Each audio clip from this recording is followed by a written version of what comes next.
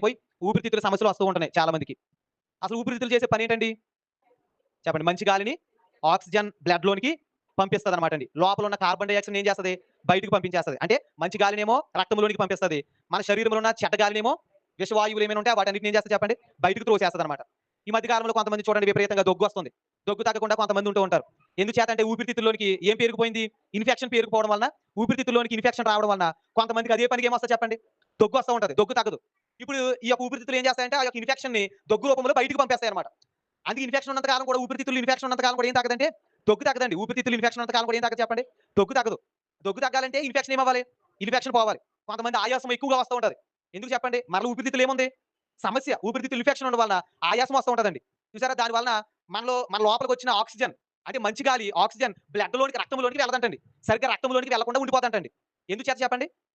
ఊపిరితిత్తుల్లో ఉన్న ఇన్ఫెక్షన్ వలన అనమాటండి. ఇప్పుడు మీరందరూ కూడా గమనించండి. ఇక్కడ ఫోటోలో చూడండి ఊపిరితిత్తుల్లో ఇక్కడ ఏముంటున్నాయంటే చూడండి చిన్న చిన్న బుడగల్లా ఉన్నాయి చూసారా? ఆ బుడగల్లోకి మన గాలి వెళ్లి ఆ బెలూన్స్ ఉబ్బుతాయంటండి. ఉబ్బి ఆ గాలి ఎక్కడికెళ్తది మంచి గాలి? రక్తంలోనికి ఎళ్తదండి. రక్తంలోనికి వెళ్తది.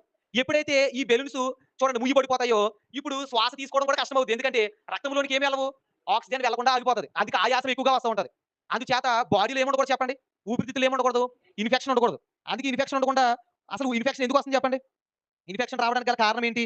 అని మనం చూస్తే చూడండి ఎక్కువగా ఏం చేస్తామంట? కొంతమంది ఏం చేస్తారు చెప్పండి? సిగరెట్టు, పొగాకు వలన చెప్పండి ఊపిరితిత్తుల సమస్యలు వస్తాయంటండి. ఇన్ఫెక్షన్ ఎక్కువ దూరేసి లోపలికి ఎక్కువ వెళ్ళిపోయి విపరీతంగా దగ్గుతూ ఉంటారు వారు.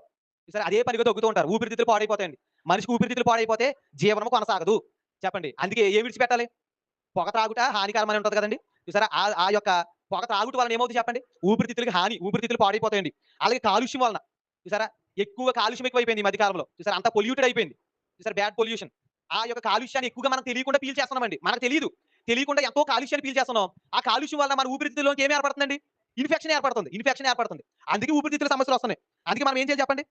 వీలైనంత మట్టుకు మాస్క్ ధరించడానికి ప్రయత్నం చేయాలి. ఎక్కడికైనా బయటికెళ్ళినప్పుడు, వాహనాల మీద వెళ్ళినప్పుడు. మనకు తెలీదు కానీ వాహనాల్లో నుండి వచ్చిన పొగ కూడా చాలా ప్రమాదం. అది మనం పీల్చేస్తాం. అది పీల్చినప్పటికి ఏమవుద్ది చెప్పండి?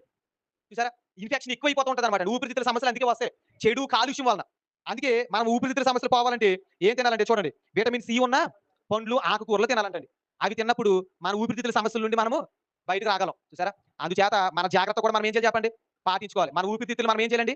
కాపాడుకోవాలి. ఏదైనా ఎక్కువ సమస్య వచ్చినప్పుడు కూడా ఆ మెడికేషన్ ద్వారా మనకు స్వస్థత లభిస్తదండి. డాక్టర్ గారిని కన్సల్ట్ చేసినప్పుడు వారిచ్చే మెడిసిన్స్ ద్వారా కూడా మనకేమొస్తదంటే ఆరోగ్యం వస్తది. అయితే మనం జాగ్రత్తగా ఉండడం కూడా మన ఊపిరితిత్తులు మనము కాపాడుకున్నట్టు కూడా మనకు మంచిది. కాబట్టి మన లంగ్స్ ఎలా ఉండాలి చెప్పండి? బాగుండాలా లేదా? మన లంగ్స్ ఆరోగ్యంగా ఉండాలి. హెల్తీగా ఉండాలి. కాబట్టి